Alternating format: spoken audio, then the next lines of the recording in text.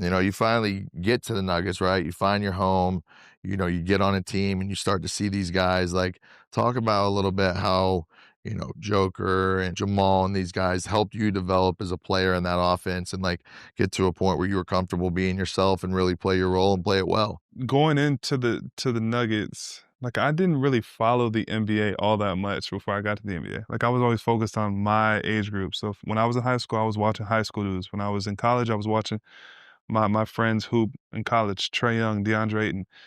I watched NBA, but I didn't watch a lot of it. So I didn't really know much about Nikola, honestly. I really did not. And he wasn't the superstar he is now when I first got drafted.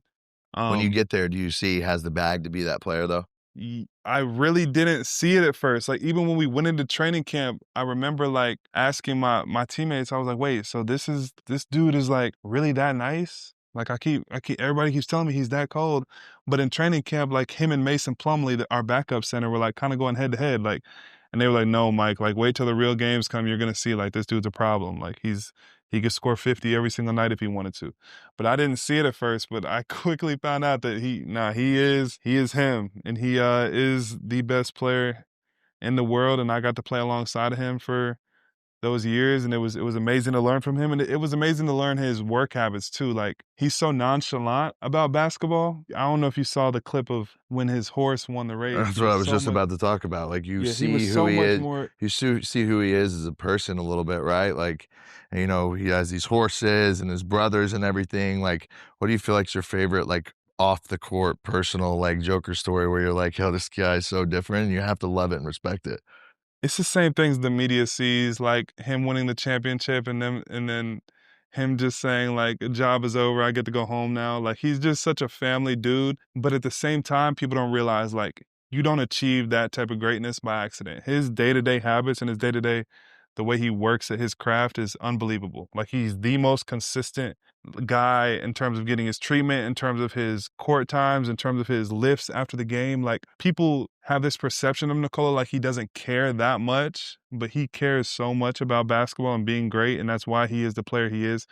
I haven't seen anyone in my life that consistent.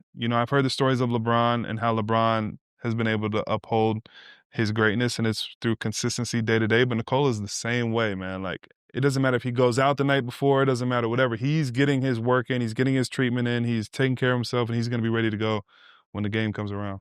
You go and obviously build crazy relationships with Jamal and Jokic and all these guys on the team. How was it when you get that news and you reach out to them or they reach out to you and you're like, finally like almost saying your goodbyes and like so many good memories on such an amazing run that you guys had together?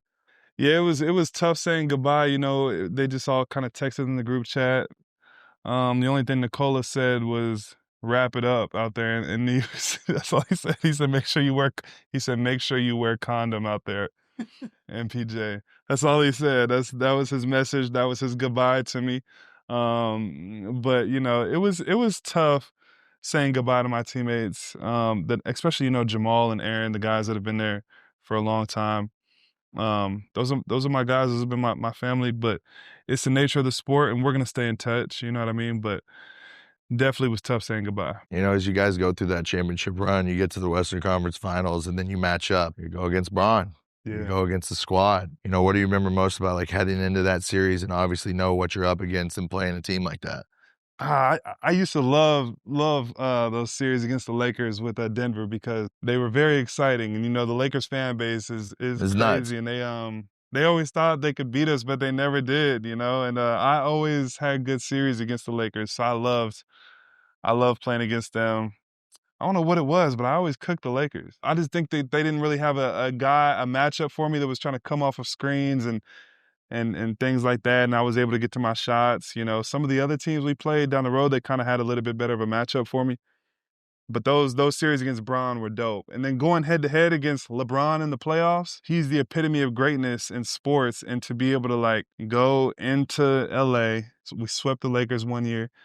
The other year we beat them like 4-1 or 4-2, I think. But it was a good feeling. And when you have so much respect for somebody like I do for LeBron, and to be able to go head to head and come out on top, It was lit, I'm not even gonna lie. Yeah, I mean, when you walk on the court with him and you're in a playoff series like that that has so much on the line, like you stand on the court and you look across from him and you know what he's done, you know what he's been through, you know all the shots, all the series, everything that you've seen from the time we were even kids, right? Like it's not even sometimes you've just been in the NBA. Like, how does it feel like when you step on the court with him and you're like, fuck, man, we got to deal with this shit all fucking night?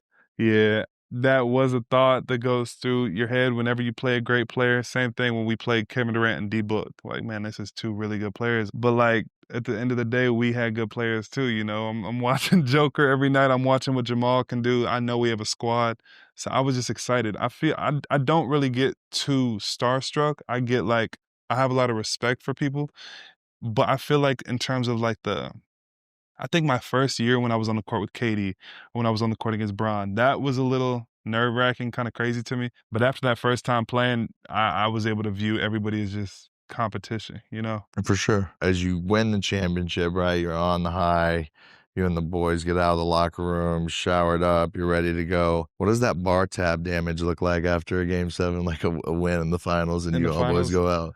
man, we turned up in the locker room for probably 3 to 4 hours after the game, and then like, I'm talking about our locker room turned into a club. Like, that the smell of cigars and liquor in that locker room pretty much lasted the whole entire next season. You could smell it. Like, they did a deep cleaning and all that, but it was in there. But we were in the locker room for about 4 hours, then we took it to Aaron's crib. He built, like, a warehouse that's like a lounge/club, and everybody went there, and we had a good time all night, and then we didn't do it right though because we celebrated that night and then we didn't end up going to Vegas to celebrate for like 3 days later. So there was this weird 2-day gap where we were just sitting at home after we won the championship, not really knowing what to do or how to celebrate. And then we finally had the parade and went to Vegas and everything was cool. But yeah, man, it was dope.